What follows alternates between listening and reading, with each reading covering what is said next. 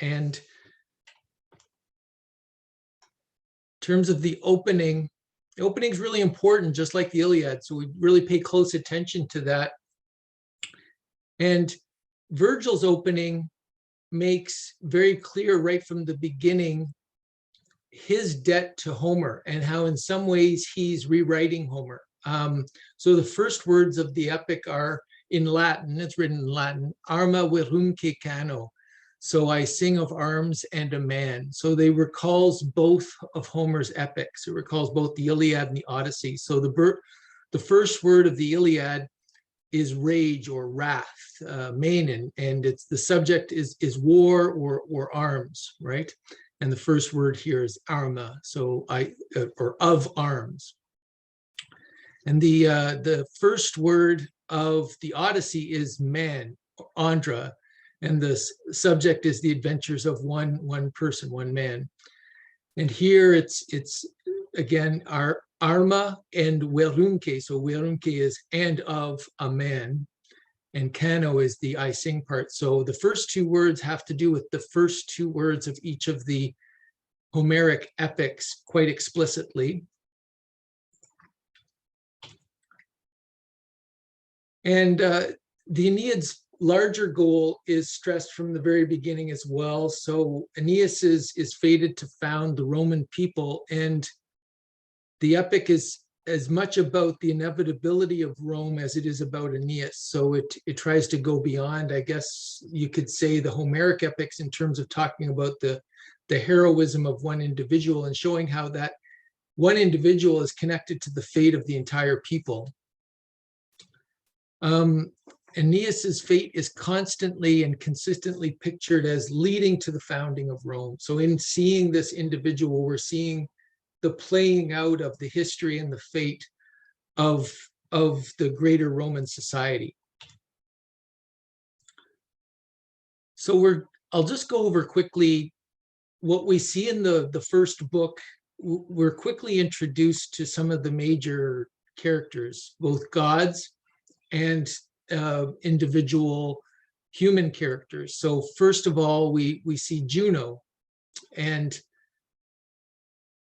so we see that Juno's implacably angry at the Trojans for several reasons, and the epic explicates why. So first of all, over the judgment of Paris. Now, we've mentioned this a couple of times in the background lectures to the Aeneid, but also in our lectures on the Iliad. Juno is also angry with the Trojans over the founder of Troy, Dardanus, who was an illegitimate son of Jupiter. So Jupiter always getting into trouble with his extramarital affairs, especially ones involving humans and their offspring. Over Ganymede, the Trojan prince abducted by Jupiter to be Jupiter's paramour, another kind of love interest. And over the fate of Carthage. So Carthage is a favorite city of Juno's, and she knows that Carthage is fated to be destroyed at the hands of the Romans, and again, she holds that against the Trojans who would go on to found Rome according to this foundation myth. The character of Venus is introduced in the first book. She's concerned for her son Aeneas and tries to help him by appealing to Jupiter through and by direct interaction with Aeneas and by manipulating Dido. She reminds Jupiter that Jupiter has promised that the Romans will rule both land and sea, and she's concerned by the fact that Juno seems to be trying to thwart these plans by whipping up a storm, which disperses the ships and causes them to crash on the African shore rather than being able to make it to Italy.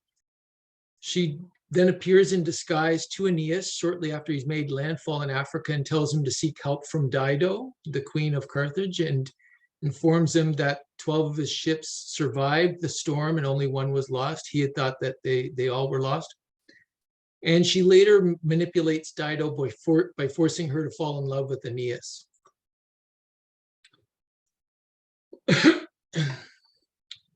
So Um, Jupiter's response to Venus's appeals is uh, it establishes him as, in some sense, the arbiter of fate, and reasserts the inevitability of Rome's power. So he reconfirms the fact that Rome is destined to be, so to speak. The way he talks in book one, basically, it seems as though what fate and what he decrees are one and the same thing. So fatum is that which is spoken or decreed in Latin. So fate is really tied to that which is spoken, that which has been decreed.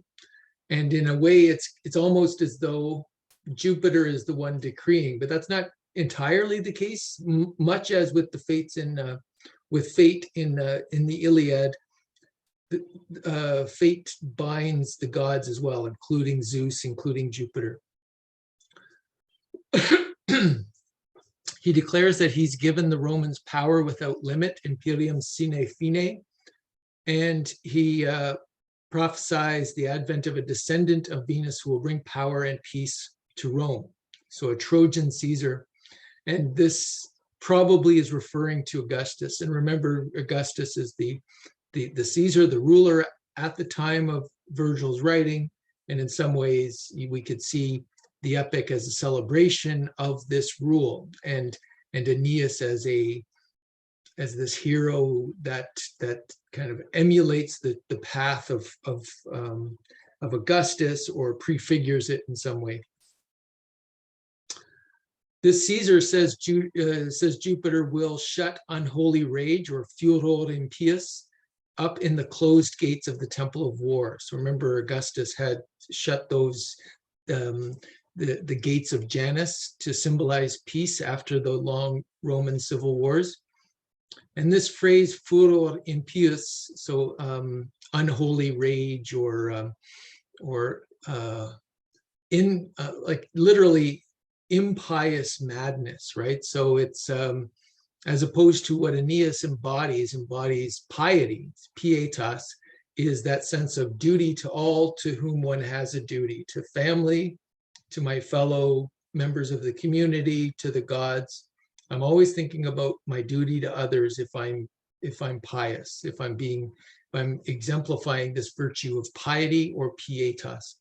So madness, in a way, it causes one to forget one's duties. It's madness, passion, rage, all these things, whether it's passion, the passion of love, or the passion of vengefulness. So one's so consumed by that.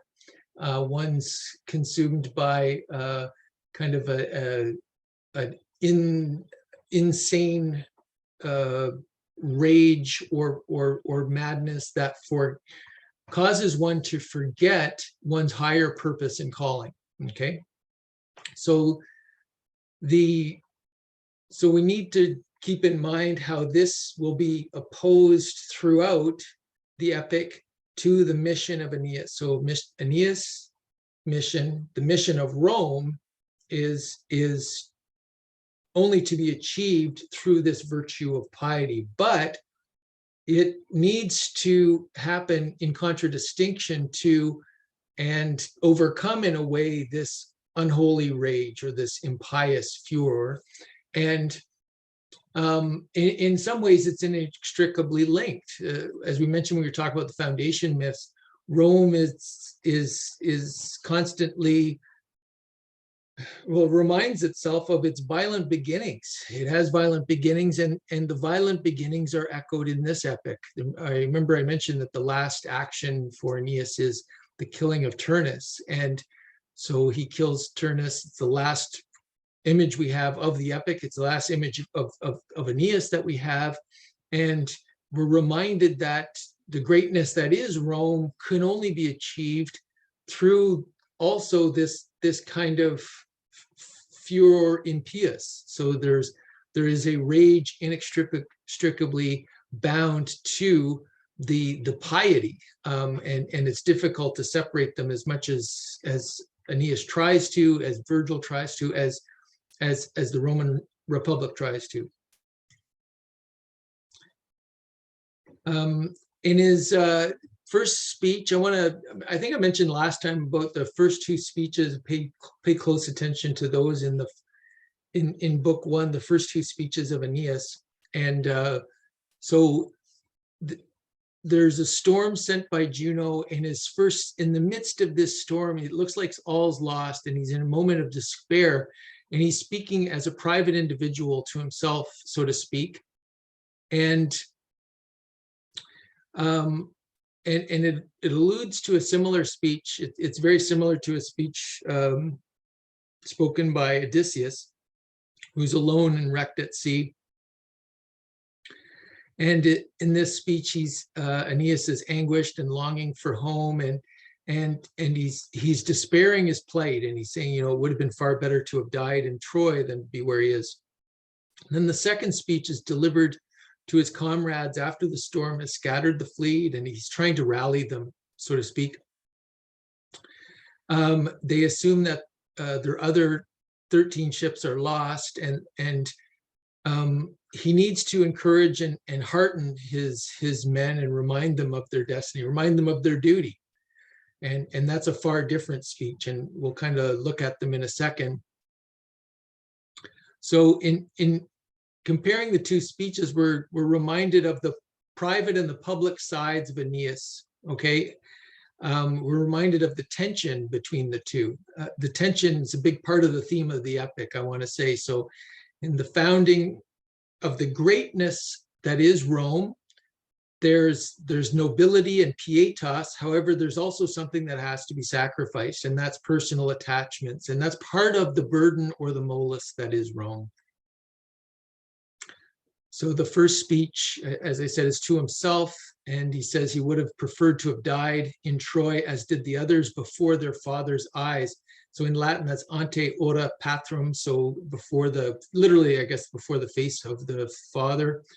And this is part of a recurrent phrasing. More often it's phrased as ante ora parentum, so before the faces of the parents.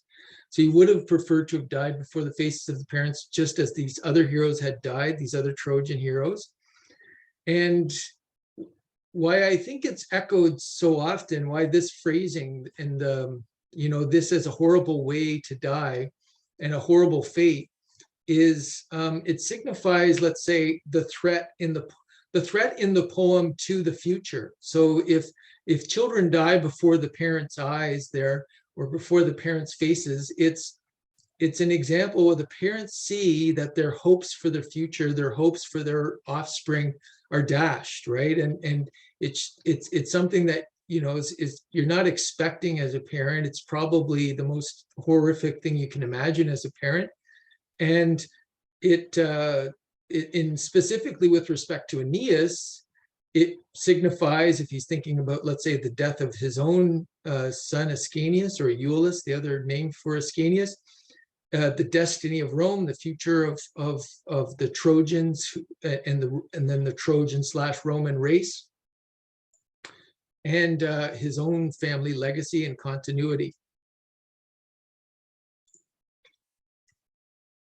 So this is the first speech, okay? So remember the storms happening, sent by Juno, all looks lost. It thunders from the pole, and the ether, this is the narrator, and the ether flashes thick fire, and all things threaten immediate death to men. Instantly, Aeneas groans, his limbs slack with cold, stretching his two hands towards the heaven. He cries out in this voice, "Oh, 3-4 times fortunate were those who chanced to die in front of their father's eyes, under Troy's high walls. O Diomedes, son of Tydeus, bravest of Greeks, why could I not have fallen at your hand in the fields of Ilium and poured out my spirit, where fierce Hector lies beneath Achilles' spear, and mighty Sarpedon, where Simwa rolls and sweeps away so many shields, helmets, brave bodies of men in its waves? So why couldn't I have died on the sands of the beaches in Troy, or washed away by the straits of Simwa there, and I would have been spared this horrific storm here now, and this fate of dying, let's say, alone, with all hope lost. And contrast that with his second speech. So that was alone, and that was to himself. This is his second speech. The commander's words, again, the narrator setting them up. The commander's words relieved their stricken hearts. My comrades, hardly strangers to pain before now, we all have weathered worse.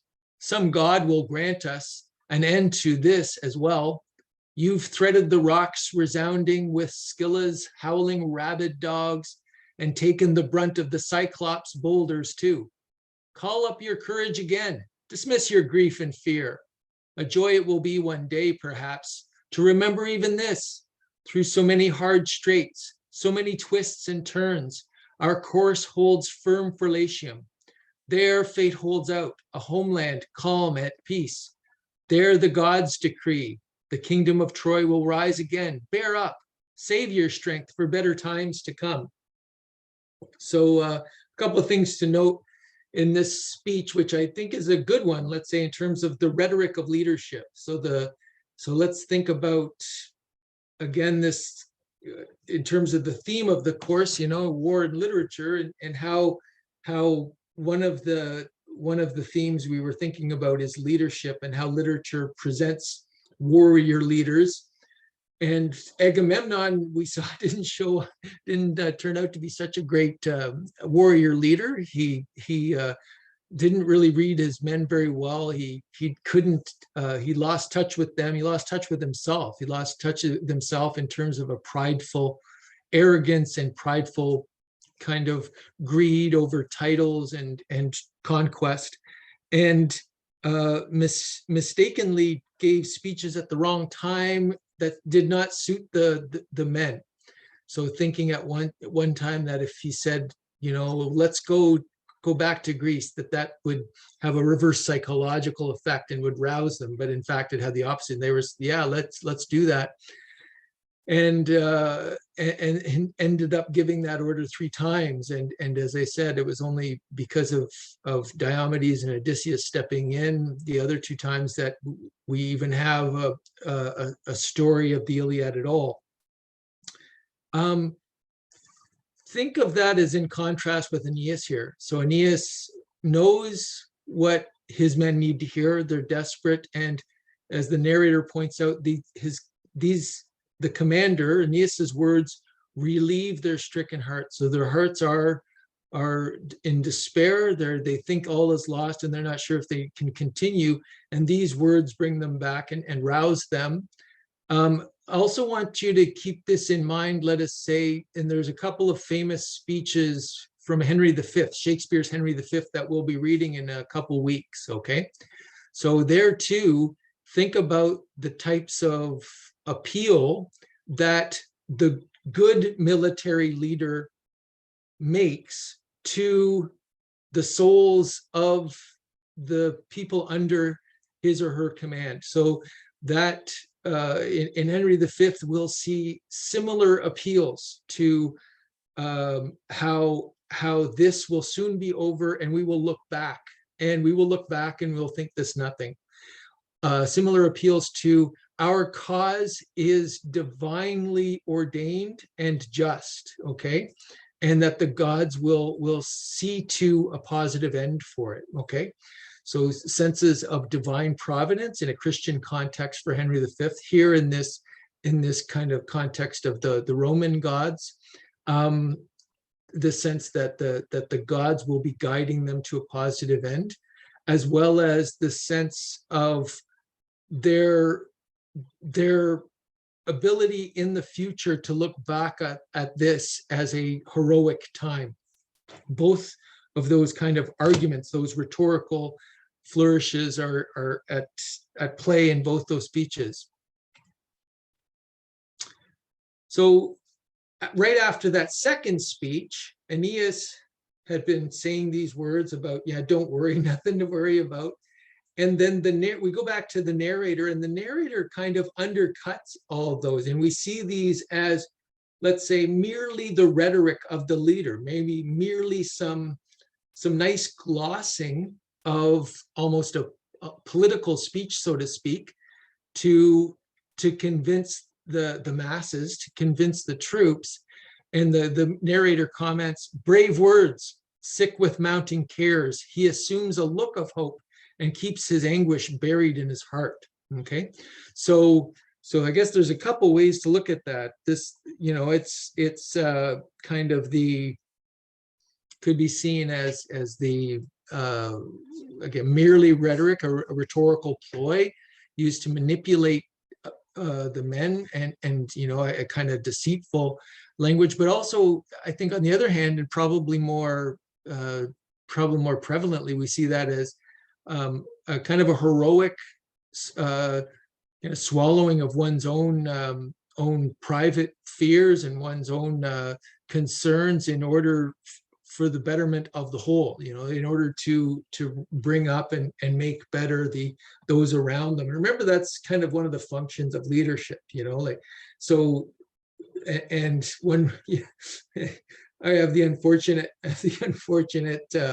lot in life to work in an organization, large organization, the government, where you're always on these leadership courses, right? So not always, but you're sometimes sent on these leadership courses.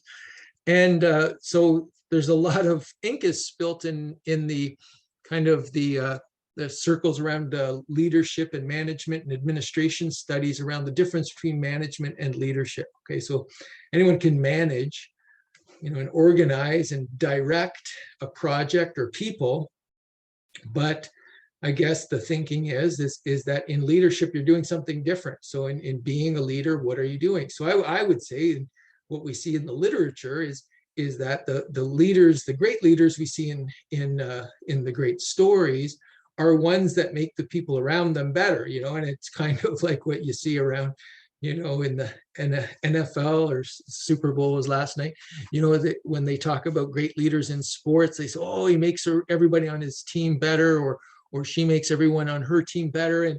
And that's one of the things they say in sport. I think that's one of the things that work in terms of, say, organizational dynamics, but it's also what we see in literature in terms of the warrior leaders. How do they operate as leaders, as good leaders? In both the case of Henry V and Aeneas, they bring out the best in their troops. They don't play on their fears. They try to get them to overcome their fears. So Agamemnon was playing on their fears and thought that he could win that way.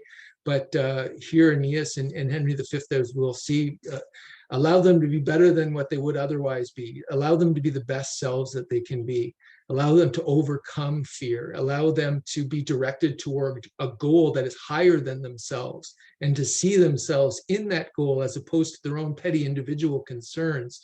And if someone's able to strive for something that's larger than themselves, the communal effort, there's a lot of meaning that they've given to their lives, And I think that's part of the, let's say, the lesson of the Aeneid itself, around, let's say, not only just warrior leadership, but also what is the greatness of Rome and what is the greatness of Aeneas's destiny, is that it's about something bigger than an individual, and it allows individuals to see themselves in a higher community and a higher destiny. So the narrator undercuts these words undercuts those words, as I said, by showing how Aeneas's second speech is concealing, let's say, the anguish buried in his heart. And I wanted to point out here that's very similar to line from Milton's Paradise Lost, and I've probably mentioned it a couple of times, but do read the Aeneid if you haven't read it, and try to find time to read it all. And that's just the excerpts I asked you to read. But also, when you find time, when you're not, maybe in a summer at some point between your busy course loads, put Paradise Lost on your list, and maybe find some sort of summary or what have you, that with analysis that helps you get through it, but and helps you to see the beauty of it. Anyway, in that great work, Satan, again, book one, right off the bat, we have Satan who's trying to rally his men. In this case, it's the fallen angels who are wallowing in this lake, this burning lake in hell. And there's thousands and thousands of these doomed fallen angels who've just lost in this battle of heaven. And he gives a brave and rousing speech to bring, you could say in some way, I hadn't really thought of this before, but is Satan an example of the kind of the leader that I was just describing? I would say ultimately, I would say no, because it ultimately comes back on himself about how great he is. It's not about building up others. But Satan gives a rousing speech trying to tell them to get out of the burning lake and let's get going. We've got a lot of work to do. And the narrator comes afterwards and says, vaunting aloud, but racked with deep despair, to again, very similar to this narrative undercutting of the brave words of the leader. I think they're more sinister in the Miltonic example than they are for the Aeneid, but interesting comparison nonetheless. So he's roused the troops. He's had a vision from his mother, Venus, who lets him know that the other ships are safe. They've only lost one, and she's instructed him to go see the queen of Carthage, Dido, and that she will help him. So he heads over to the city to check it out, and he sees a temple to Juno in Carthage and sees depictions of the Trojan War on it. And he's heartened as this shows that the fame of his people's known even there. And again, the narrator seems to undercut the words with this narrative description. So Aeneas says, feeding his spirit on empty, lifeless pictures. So we'll get to what Aeneas had said. He had described these pictures and how great it was to see the fame of the Trojans there. But the narrator undercuts that as somehow hollow.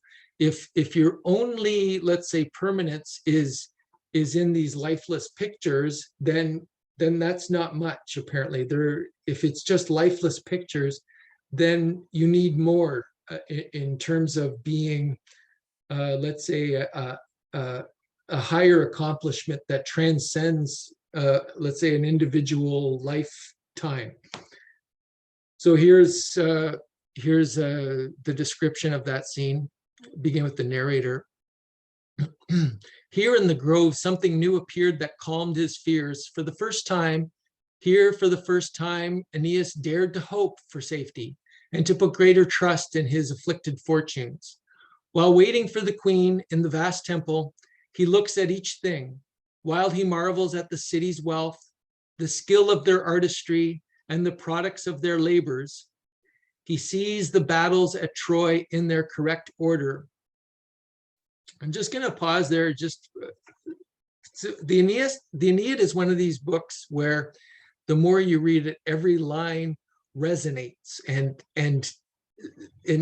reveals something new to you every time. And even this, reveals, as I reread it, reveals new things to me every time that maybe I didn't point out the first time to you. But when we look at we're going to talk about book 6 in the next lecture, so Wednesday's lecture. So book 6 is the descent into the underworld. He sees his father, who had passed away previously. He sees the ghost of his father, and the ghost of his father tells him about the future of Rome and these descendants that will be great leaders of the Roman Republic. And he also has this kind of programmatic statement on the mission of Rome. So he says something to the effect of, I won't get the quote right, but other peoples, other nations will be better at spinning bronze and carving bronze statues that breathe life, etc. And others will be better at charting the stars, etc. But Rome, your great skill is to rule others with power and to conquer the proud and spare the vanquished. So keep that in mind. First of all, for the meaning of the epic as a whole, we'll talk about those lines in Wednesday's lecture. But here's an example, let's say, of a people that maybe are better than the Romans at bronze sculpture, for instance. But the narrator has reminded us these are just merely, lifeless pictures. So if that's what you've done as a culture is you've produced fine art, but you haven't instituted laws that rule peace and order, people living together, spared the vanquished and conquered the proud. If you haven't done that, then in some ways those accomplishments are hollow. And it's a way, it's for Virgil saying how the Roman achievement is greater than the Greeks.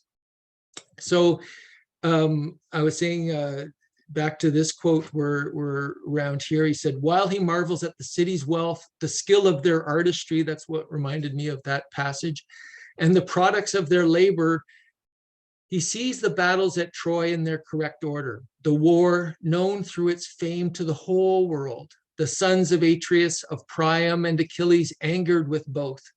He halted and said with tears, so this is Aeneas speaking, what place is there, Achates? What region of earth not full of our hardships? See Priam.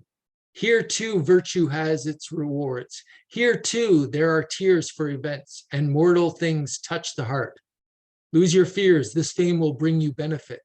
So he's saying, so everywhere our hardships have touched hearts everywhere, and here too they see, they understand, hardships and pain and suffering, and because they value these things, they will have pity on us and they will help us. Okay. So finally, the first book introduces us to Dido, the Carthaginian queen. Dido is gracious and helpful. She's well disposed to Aeneas. And Dido's passion for Aeneas is caused by direct intervention of Venus, who sends Cupid in disguise as Ascanius, that's disguised as Aeneas's son, to force Dido to fall in love with Aeneas. So Venus wants to do all of this to ensure that Dido provides assistance to Aeneas. Okay. And I'm referring you to some lines in case you missed them. We won't read them, but just refer to those lines 7:12 to 22 in terms of unhappy Dido who has fallen deeply in love with Aeneas, and it'll ultimately lead to her demise. In the next lecture, we'll talk a great deal about this tragedy of Dido and what's going on there in the epic. What does it mean? And are we to sympathize with Dido and her fate, and what are we to make of the love affair, and should Aeneas have left, and was he too cold in leaving in his response to Dido? So these are all questions that have plagued interpretations of book 4 later. So in book 1, all we see is them meeting. In books 2 and 3, Aeneas recounts his adventures to Dido, and Dido is just listening and falling in love with Aeneas. And then in book 4, it depicts their actual love affair, and they're sparking up this love affair, and she seems to consider it a marriage of some sort. And he is reminded by the god Mercury, who's sent by Jupiter. So, Aeneas, you got to get going here. I know you're having fun and all these things, but you've got to go found a new people here on the Italian shores. So let's get a move on. So he's about to go, and that sparks this tension with Dido, who in sorrow kills herself and curses, before killing herself, curses the Roman people and hopes for this eternal enmity between the Carthaginians and the Romans. So in a way, she's cursing the Romans, but also cursing the Carthaginians, because they're going to be, head to head with the Romans, and it's not going to work out well for Carthage. So that's book 1. That's what we see happen in book 1.